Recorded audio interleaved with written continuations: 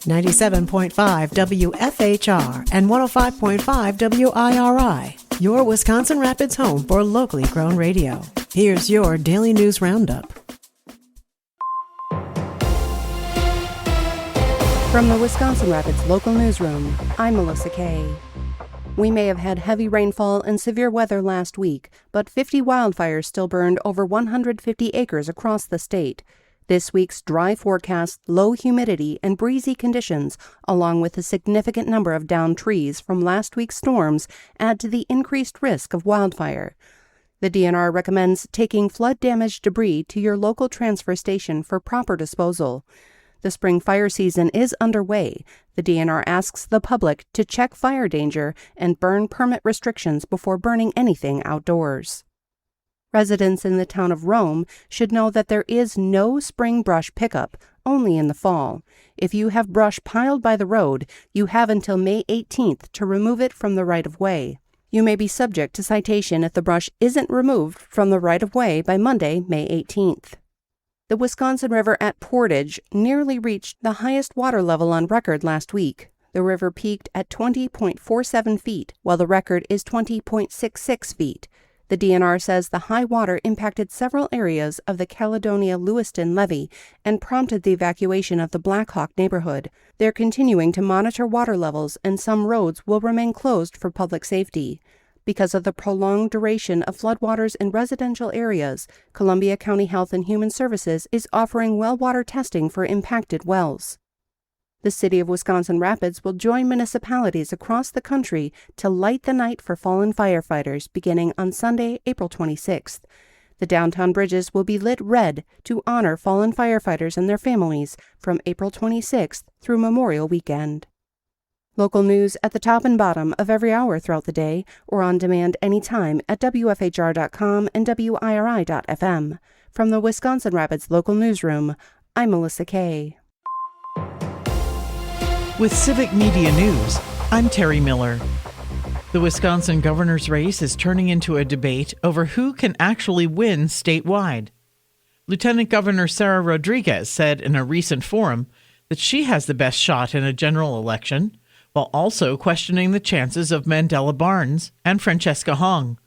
Kelda Royce is making her own electability argument, saying on WISN 12's Upfront program that Barnes underperformed in his 2022 Senate run.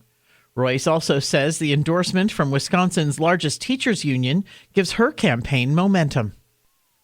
More Wisconsin women will soon get better access to cancer screenings and extended care after pregnancy under two new state laws soon to kick in.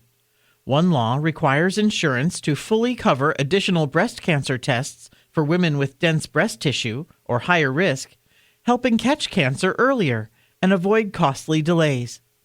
Another expands Medicaid coverage for new moms from just 60 days to a full year after giving birth.